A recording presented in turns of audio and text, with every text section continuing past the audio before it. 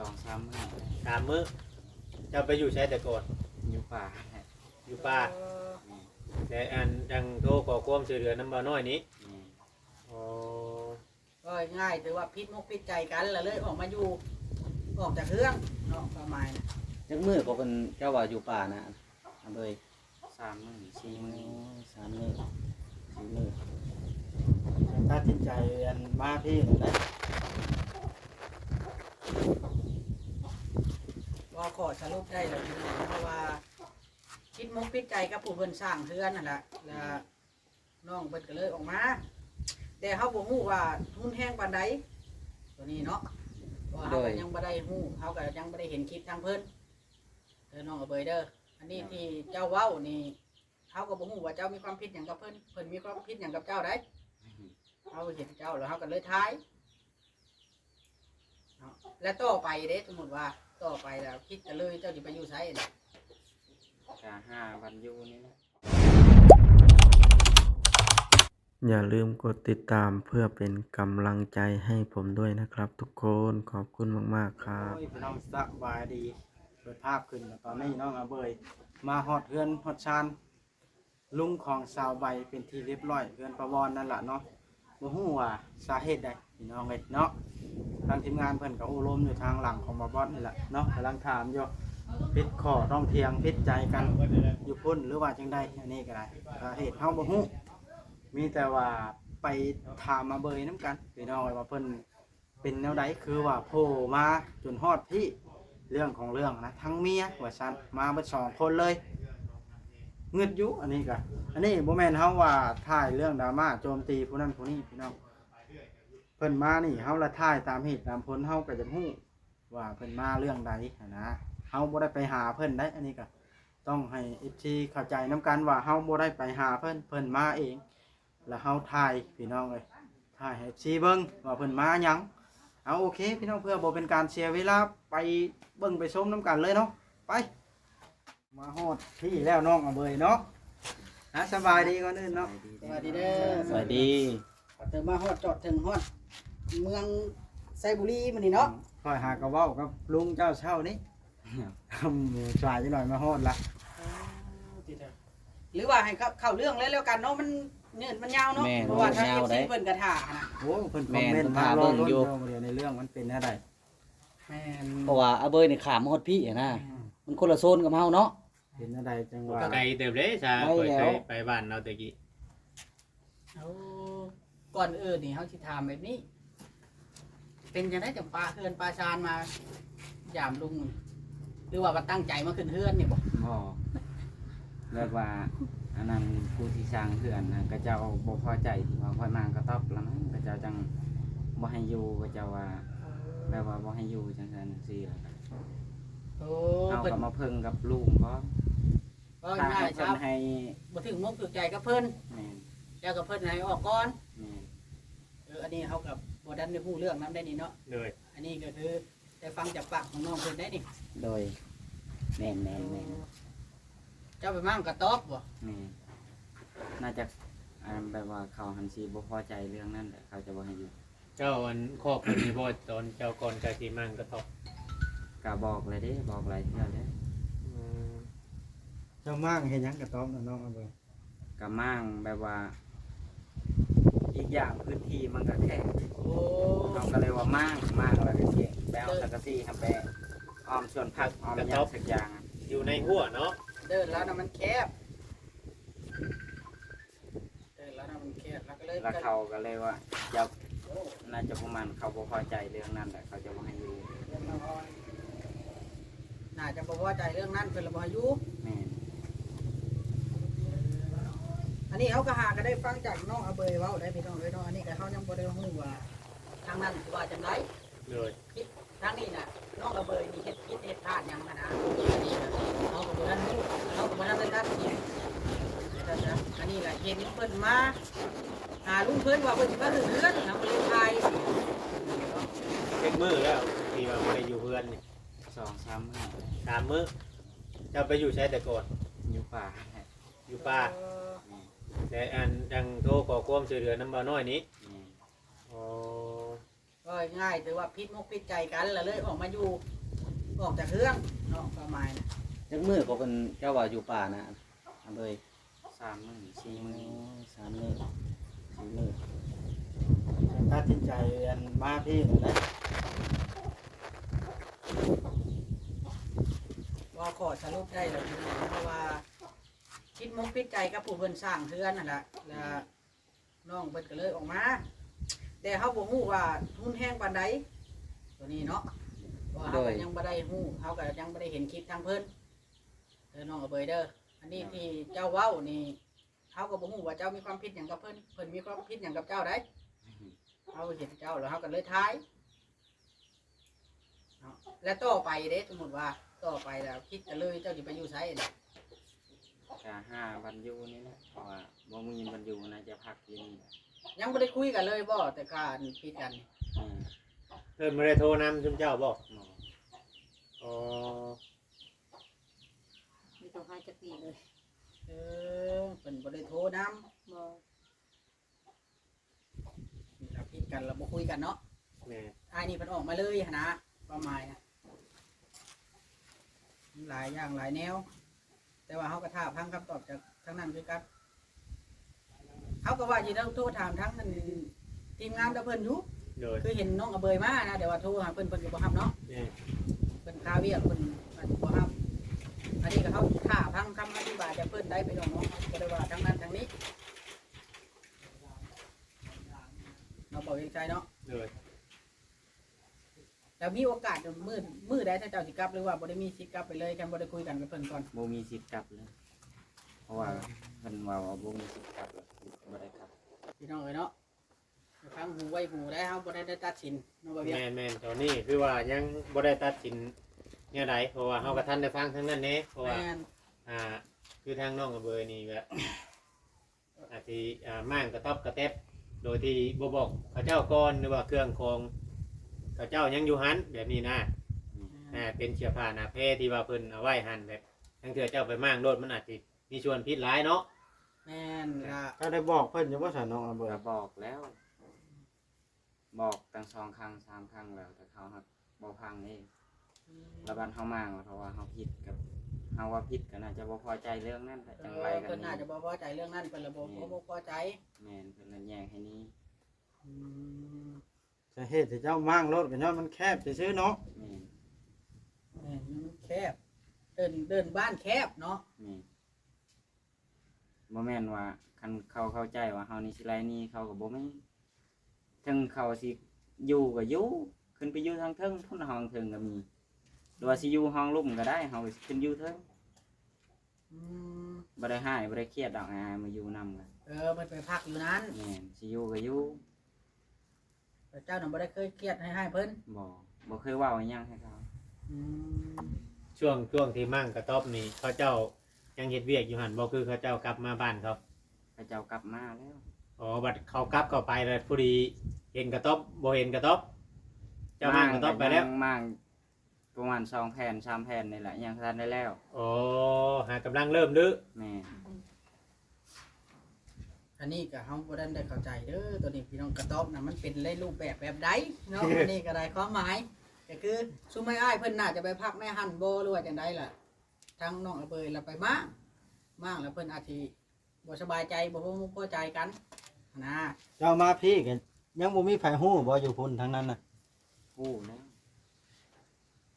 เจ้าบอกไผล่ะ ก็หลายๆคนก็เห็นอยู่เอามา เอา อันนี้ก็เฮาสิบ่ทันเว้าทั้งนั้นผิดทั้งนี้ผิดได้น้องเบยเพราะว่าเพิ่นน่ะเป็นผู้ช่วยเจ้าจะได้เฮือนได้ซานเนาะอันนี้ก็ได้ มันต้องมีเหตุผลของเพิ่นแต่ละอันนะเฮาสิพังความแต่เจ้าแล้วบ่ได้มีแต่ว่าทอดท่าพิสูจน์นํกันเพิ่นนั่งอันนั้นดอกบ้านเพิ่นก็บ่ดูอยู่ไกลซั่นซะเพราะว่าเพิ่นเฮ็ดเฮือนเฮ็ดซานให้แหละสาเหตุที่นี่ก็มันบ่จะแจ้งนะต้องให้ FC แล้วก็นั่นเบิ่งนํกันไปเรื่อยๆบัดแล้วนี่ต่อไปนี่คาดว่าสิมาพักน้ำลุงก่อนบ่ นี่ พอดีเฮือนแล้วอีหลีเนาะน้องกระเบยก็มาพัก น้อง บ่ได้ได้อยู่เฮือนหลังนั้น อยู่ เล เฮือนหลั ย ง ถา เก่า ม ขึ้นเรือนน่ะได้นี่เนาะ มื้ออื่น อ๋อมื้ออื่น น้องบอยอยู่เพื่อนหลังเก่าแล้วพ่อใหญ่อยู่เพื่อนหลังใหม่บ้านนะ เนาะ ครับทำเว้าลงตัวทำเรื่องนี้มันกระจ่างว่าท่านซะ แม่น บ่ท่านได้เว้าได้ว่าทำได้ที่อยู่ใหม่น่ะว่าที่อยู่เก่าก็มีเนาะ แม่นว่าทา รั ง บผู้ใหญ่ประเทศไทยทั้งซุ้ม ผู้รักผู้ใหญ่เพิ่นเฮ็ดให้ได้บางเทื่อบางทีผู้ใหญ่เพิ่นยังบ่ฮู้ได้ว่าเจ้าออกมาแต่ แม่ หัน น อ่าผู้ใหญ่ฮู้แล้วบ่ ยัง ลาอีกอย่างบัดนี้ เจ้านี่อาจสิผิดใจเพิ่นแล้วก็เพิ่นอาจสิคือเครียดเนาะ อืม เวลาเพิ่นเว้าแน่นั่นแน่นี่แล้วเจ้าอาจสิน้อยใจแล้วเลยพาเมียปุ๊บออกมาหานะจะก่อยยันเป็นตัวนั้น บ่แหละเตาแกนว่าเขาบ่อยากให้อยู่ อันนั้นในมุมมองของเจ้า เขา เนาะ ให้ชาวบ้านนั้นอยู่ผู้ไกลๆหันโทรตามเฮาว่าไปเก็บออกเครื่องของจากเฮือนบ่ให้อยู่แล้วสิหยุดเฮือนไว้ อืม แล้วเฮาก็เลยไปเก็บออกส่งเสือเฮา อืม เป็นข้าวซอกข้าวสารเฮาก็ออกมา เป็ จ น นหมด ไปได้บ่เนาะมางตู้ไปซื้อกระดาษเนาะสิถึงขนาดนั้น เอาวางหูไว้หูพี่น้องเลยเนาะบ่อยากให้น้องเอาเบยเว้าหลายไปกว่านี้ให้เพิ่นเข้าใจเอาในฮั่นแล้วเว้าหลายแล้วมันเป็นการเฮาลืมอันนั้นเพิ่นได้ส่งไปซอยเฮาจนอันนั้นจนได้เฮือนได้ชาญเอาเสื้อทุ่มอ้ายนี่บ่ฮู้อีโน่อีนี่อิหยังมาถ่ายเจ้าลงนี่ดีบ่ดี FC สิมาให้ผัวทุ่มอ้ายอีก แม่นเลย อันนี้เด้ไอ้บ่ได้ฮู้จำว่าพี่กันนะฮะทุ่มอ้ายนี่ยังบ่ได้โทรถามทางนั้นทุ่มอ้ายกับทางนั้นบ่ได้คิดกันได้ แม่นเลย โทรแล้ว ทับแป้งกันดีเนาะ เจ้ามาแล้วยังโทรแล้วเนาะ อืม โทรใช้เพิ่นน่ะบ่ครับ เพิ่นค้าเวียกแล้วเพิ่นอาจสิบ่ฮับเพราะว่าเฮาจะถามก่อนน่ะนะยันท้ายแล้วเจ้าอาจสิเว้าไปบ่ร่วมสมซี่ยันบ่เข้าใจกันภายใน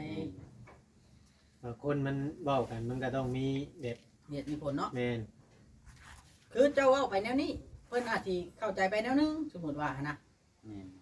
แล้วเฮาบ่ได้พังเบิด2ฝ่ายเด้เฮาบ่ได้กล้าการันตีตัวใด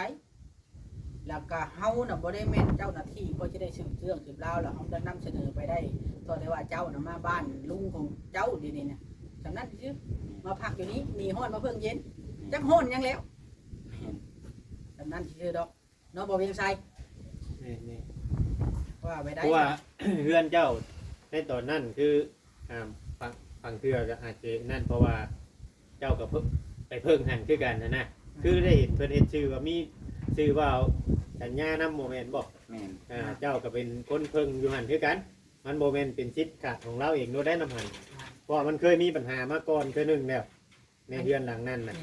นี่ล่ะสาเหตุที่ว่า ตะกี้น่ะ ต้องพักทั้งสองกับสองฝ่าย แม่นว่าเฮากะไปอาศัยเพิ่นอยู่ถ้าเจ้าเฮ็ดดีเจ้าได้อยู่เพิ่นลงระบุไว้อยู่เด้ตะกี้ ค่อยตามที่ค่อยเบิ่งคลิปตะกี้น่ะถ้าเจ้าเฮ็ดบุรีเพิ่นก็ให้ออก อันนี้แหละก็เลยบ่อยากเว้าไปหยังหลายนะเพราะว่ามันเคยมีปัญหาแล้วในช่วงที่แม่เจ้าอยู่เนาะว่าสัญญาเราเฮ็ดบทบันทึกไว้อยู่ในคลิป แม่นอยู่ซุมอ้ายลงคลิปก็ถ้าเจ้าสิว่าไปร้ายก็ครับมันบ่ได้ฮู้เด้ อันนี้แหละมีแต่ว่าให้ทางผู้รักผู้ใหญ่เพิ่นน่ะตัดสินใจได้เพิ่นก็โทรโอ้ล้มกับซุมไม่อ้ายเพิ่นอยู่ทางนั้นหรือว่าในไลน์ก็เขาเจ้าอาจจะ โทรมาหาเจ้าหรือว่ามาคุยกันไหม ถ้าเฮาสิเว้าไปไลน์ก็มันยังบ่ได้คุยกับซุมเพิ่น แม่นแล้ว ที่จะมาฮู้แต่ว่าเจ้ามานี้โดยที่ว่าเจ้าว่าบ่แม่นว่ามาขึ้นเพื่อนลุงเนาะ โดยสาเหตุที่เพิ่นบ่พอมกพอใจให้เจ้าอยู่เจ้าก็บ่อยู่แต่ว่าสำนั้นแหละ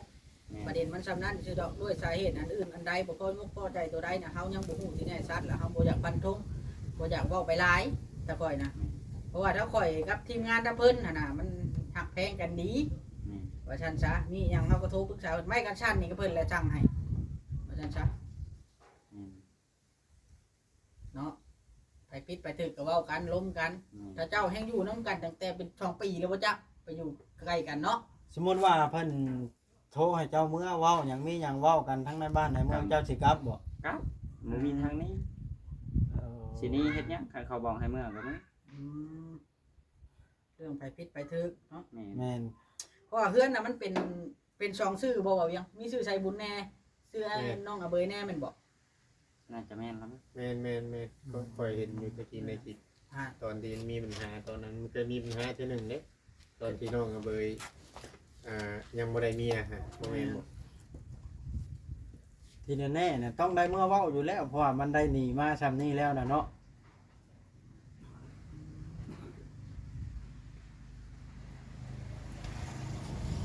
ว่าพาเมียหนีมาก็จะชักประมาณเนาะเพราะว่าจักคืนกับน้องระเบยว่าน่ะ3คืน3มื้อแล้วเราว่านะแต่ว่า ที่แน่ๆจะออกจากเคลื่อนจากมือแล้วก็ถามย้ำอีกนะ 3 มื้อ 3 คืนโอ้ 3 มื้อ3คืน แล้วเราติดต่อหาเจ้านั่นคืนนี้บ่ แม่น ไอ้น้อยก็ยังบ่ฮู้เหตุผลเพิ่นขอความช่วยเหลือก็เลยช่วยเนาะ แม่นเลยช่วยเหลือเพิ่นไปก่อนนะ เบื้องต้นซะก่อน แม่นเบื้องต้นก่อน เออถือว่าเราเดือดร้อนแล้วพาเมียมาเพิ่งลุงทางลุงทางหยังก็ต้องได้ไปแจ้งการจะตั้งไว้ได้นี่เจ้ามานี่ แม่น ท่านล่ะเขาจับเจ้าได้ แม่น โอ้เถื่อทางนั้นก็เถื่อเจ้าเฮ็ดผิดหยังมานะเฮาบ่ฮู้เนาะเถื่อเขาแจ้งมาเช่นคลิปนี้เขาสร้างทางนี้จับไว้ก็มีได้ จับกับบ่มีทางนี้นั่นแหละเพราะว่า เฮาก็สมมุติว่าในใจก็คือว่าบ่ได้ผิดหยังคือได้พอสมควรนั่น แม่นคืออันสมมุติว่าเจ้าเฮ็ดผิดแนวมันผิดไปหาลักหาเล่มบ่มาทางนั้นแจ้งจับน่ะเจ้าหนีมาน่ะถ้าขอให้จับเจ้าไว้น่ะ จับโลด จับไว้ ขอยืนยันได้ว่าจับโลดเขาว่ารัก ถ้ามีแนวผิดเนาะ แม่น โอ้ถือว่าน้องเพิ่นบริสุทธิ์ใจตัวนี้นะ จับโลด บ่ยาก สิบ่หนี่อีก ก็จะบอกว่าเจ้าจับเจ้าละได้ แม่นเลย บ่ว่าจอยสิจับบ่เฮาก็ต้องถาม สิ ความ จับ จริง สิมัด ก่อน มัน เนาะ โลดเพราะว่า ไป เอา ผิด บ้าน ไป ทาง ถูก บ้านเมียได้จะอยู่ไสคืออยู่บน บ้านเมียก็คือว่าแต่เมียนี่บ่เกี่ยวค่อยบ่ว่าบ่เกี่ยวหันสิจับไปจับคนเดียวแล้ว บนนี้จับได้ไหมเราสมมุติว่าเนาะ อยู่บ้านในบ้านเจ้า แม่นแล้ว ที่ อย่า ที่นี้ ว่าคำว่าเฮา ที่ทางเมืองนี้ ที่ชิดมก สิทาง ในใจค่อยนะบ่อยากให้หนีมาแบบนี้มีหยังละให้เปิดอกคุยกันกับผู้ที่อยู่หันล่ะไผผิดไปถูก เขา ก็ ไป ให้ ว่า มันฮอด ไม่ ใน ยอม บ้าน พัง รถ มันยังเลยนะไม่ยอมพังเห็ดพังพลยังเลย เจ้าหนีออกมาแบบนี้ก็บ่ถูกปานใดข้อยว่า มีแต่กระเจ้าบอกให้มันเก็บเครื่องคองแล้วเฮาไปสิยังสิมียังอีกสิว่าวเนาะ เพราะว่าต้องมีเหตุผลอะไรสักอย่าง บ่ได้ มันต้องมีเหตุผลของเพิ่นแหละว่าซั่นซะ เจ้าละพาวหนีมาโพดบ่มีภัยเราในบ้าน เฮาก็อยู่ จับค ให้ นบ่ มัน ผิด มีโอกาสสิกลับไปล่มนะเขาก็มันกลับบ่ได้ สมมุติว่าเพิ่นเปิดโอกาสให้เจ้ากลับไปล่มเจ้าสิกลับไปล่มเนาะ กลับไป สมมุติว่าชุมอ้ายนี่ได้คุยกับทีมงานอ้ายๆเพิ่นน่ะนะ แม่นแหละกลับ แต่ ไป เจ้านี่บ่เข้าใจกันเด็กๆความหมายเท่านั้นชื่อแล้วแล้วเจ้าต้องกลับไปลุมกับเพิ่น กลับไป ตัวใดมันสมควรเจ้าผิดเจ้าก็ยอมรับ ยอมรับว่าผิดตัวใดผิดตัวใดถูกก็ยอมรับว่า มันขึ้นกับการจัดตั้ง ตัวใดบ่ควรก็บ่เอาได้ตัวใดบ่ควรเนี่ยแม่นอยู่เฮาบ่มีก็ ตั เฮาว ใดที่เพิ่นเฮ็ดผิดเจ้าก็นำเสนอจาก แม่น กับบ้านกับเมืองอยู่พุ่นนี่ค่อยสิท่ายเจ้านี่ เจ้าน่ะมาอยู่นี้แม่นบ่มาอยู่นี่ บ่อนคอยเฮ็ดงานอยู่แล้ว พอ เนาะ ค่อยเห็นงานแล้วก็ค่อยมาช่วยเรือนพอลุงเจ้านี้ แม่น มาเฮ็ดเรือนในชาติหลังนี้เข้าค่อยก็ชื่อไว้ให้เพิ่นเจ้าก็มาพักผ้าอาศัยเพิ่นเป็นลานเพิ่นเนาะข้อยก็เลยท่ายเจ้า มีแต่ให้น้องเอาเบยแล้วนอนคิดเบิ่งกับคักว่าสิเอาแนวใดสิคืนกับไปคุยกับเขาบ่หรือว่าสิให้เขามาคุยอยู่พี่ บ่มี บ่ โอกาสสิคืนแล้ว มันผิดปานนั้น ให้ คน คืน บ่เดียวนี่ บ่พาเว้าตัวนั้นบ่พาเว้าตัวนั้นเฮาก็ยังบ่ได้หำฮู้เพิ่นก็ยังบ่ได้ออกจากคลิป แม่ นั่นแหละ แล้วก็ผู้ใหญ่เพิ่นก็ยังบ่ได้ฮู้ได้นี่ ผู้ใหญ่เพิ่นก็บ่ได้ เพราะว่า เว้า ผู้เพิ่นเฮ็ดเพิ่นสร้างนั่นคือก็เอ้าบางทีผู้ใหญ่นี่บางคนเนาะอันนี้บางคนนี่เพิ่นให้ไปแล้วนี่เพิ่นก็ให้ไปเลยเพิ่นเนี่ยบ่คิดหยัง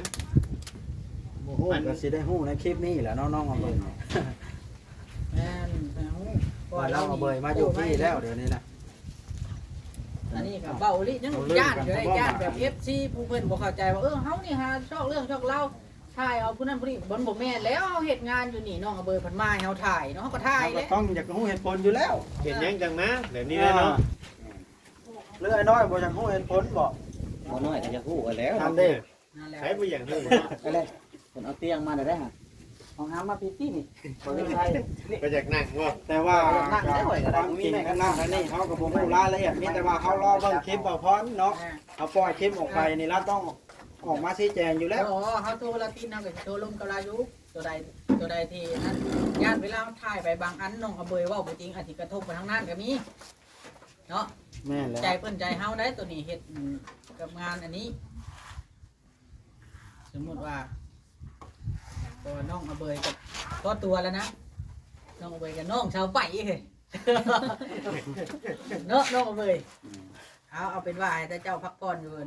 บ้านลุงนี่แล้วมันบ่มีวังใดที่อุ่นชำบ้านลุงบ้านป้าแล้ว FC แต่ละคนนี่เฮาว่าบ่ต่างหยังจากเฮาดอกลักๆแล้วนี่อยากฮู้จากปากบอกพรเนาะอยากฮู้เหตุผล แม่น ข่อยเชื่อว่าทุกคนต้องคิดอย่างฉัน มันบ่พอมุกพอใจกันแบบได้เนาะจัง แม่ จังว่าบ่อยากให้กันดูหั่นนะทางทีมงานทางเพิ่นเนาะที่เด้อคือว่าเฮาก็ได้รับรู้เพียงสำนี้พี่น้องเนาะในคลิปนี้เพราะฉะนั้นจ้ะไปมื้ออื่นนี่เอาเบิดทีมงานนี่ข่อยเชิญเดี๋ยวนี้ได้มาขึ้นเรือนํกันมาเบิ่งเมียน้องอเบยเฮ็ดกินมื้อนี้ แม่นน้อยก็มาร่วมได้ผลงานเจ้าได้ลูกติ่งเสียลายอยู่ฮะ มากระโดดใหญ่เนี่ย รีวิวลูกปิ่งและสำอื่นเนาะ ถือว่าเขาก็ได้ทำผู้จุดประสงค์ของน้องอเบยป่านนี้เนาะแต่ทีมงานเนาะว่า นี่แหละ น้ ลู อก ง ปิ่ง เพิ่นนี่ แม่นน่ากะที่อันได้พังคำตอบจากทาง ทีม ที งาน มงานของบ่พรเนาะเพิ่นสิว่าแนวใด ผู้เพิ่น ตอนนี้เขา แค่ถามแต่น้องกระเบยเฮายังบ่ได้ถามเบิดทั้งสองกำสองพายเด้ เขายังบ่มีเหตุผล แม่น เพราะว่าน้องเพิ่นนี่ออกมา3 มื้อแล้วที่จริงจักแม่นบ่แม่นเฮาบ่จักตัวน่ะเฮาก็บ่ได้ฮู้นำ แม่น ว่าเพิ่นออกมาจากมือแล้วความหมายมันจำนั้นซื่อดอก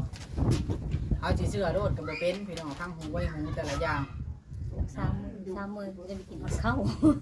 เอาบัดนี้ไปสิจบคลิปก่อนเด้อบัดนี้เด้อ ว่าแต่เจ้าแล้วฝากกระจบ คุ คื ย อ กั กัน น แหน่ เด้อน้องอเบยเด้อมีแต่ว่าฟังเบิ่งเทื่อเพิ่นอัน ถาม นั้น เพิ่นก่อน เพื่อเพิ่นอาจสิยังเครียดอยู่แล้วก็เพิ่นอาจสิเดี๋ยวอาจสิโทรลมเบิ่งว่าสาเหตุใดกันแท้นะบ่ไอ้บ่เข้าใจ อืม อ้ายน่ะบ่ได้ เดี๋ยว ข้าใจ เพิ่นเห็นเบอร์เฮาเดี๋ยวเพิ่นก็สิโทรมาดอกว่าเพิ่นสิต้องโทรถามอยู่แล้วว่ามันเป็นย้อนหยังนะเป็นหยังเฮาก็อยากจักเนาะ เอฟซีส่วนหลายนี่เข้าใจว่าทีมเฮานี่หาเรื่องหารายได้ส่วนมาก เคยเห็นคอมเมนต์หลายเทื่อแต่ว่าเทื่อนี้นะเห็นน้องเอาเบยเฮาก็ถ่ายลงแล้วเนาะไผจักแนวเนาะแต่ว่าเฮาบ่ได้โจมตีไพ่ใดเลยนี่เพราะว่าใช่ตามเหตุตามผล บาดนี้น้องเอ้ยเนาะ น้องเอาเบยข่อยสิได้จบคลิปแล้วเด้พี่น้องเอ้ยนี่แต่ว่าภาค สบยดี FC ก่อนลุงน่ะ เดี๋ยวว่าภาค FC พี่น้องเบัดสุคนพิจารณาเบิ่งเอาเด้อพี่น้องแล้วก็ไต่ตองเบิ่งว่าเรื่องราวเป็นจังไดสืบความจริงนํกันพี่น้องเอ้ยเรื่องของเรื่องกะน้องอเบยนะมาอยู่นี่แล้วตอนนี้ฮะเนาะทางเฮาก็บ่ฮู้เหตุผลทางนั้นก็เพิ่นว่าบ่พอใจบ่อยากให้อยู่เฮือน แต่ว่าเหตุผลบ่พอใจเรื่องไหนอเบยไปเฮ็ดผิดอันใดเฮาก็บ่ฮู้นํเพิ่นนี่ก็ได้ยินแต่ว่าม้างตูบเท่านั้นล่ะเนาะพี่น้อง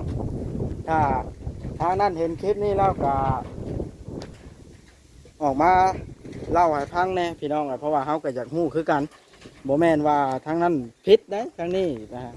เฮาก็บ่ทันได้ว่าถึกทางใดก็บ่ทันได้ว่าถึกว่าผิดเพราะว่าความจริงเฮาบ่ฮู้พี่น้องเอ้ยเอาโอเคพี่น้องคลิปนี้ก็ได้สิได้จบคลิปลงเพียงส่ำนี้ซะก่อนเนาะถ้าเกิดว่าผิดพลาดประการใดบ่ม่วนนวลฮู้หรือว่าอันใดบ่คักบ่แน่ก็ขอโทษขออภัยนํพี่น้อง FC เบิดทุกคนเด้อพี่น้องเนาะจังใดก็ฝากกดไลค์กดแชร์เบิ่งคลิปเบิ่งโฆษณาให้แน่พี่น้องเอ้ยบ่วัดก็สิติดตามคลิปต่อไปแล้วพี่น้องเอ้ยจังใดก็รอชมรอเบิ่งนํกันพี่น้องเรื่องราวเรื่องนี้ต้องกระจ่างแจ้งต้องเสนอให้ FC ให้ฮู้เนาะโอเคบ๊ายบายพี่น้อง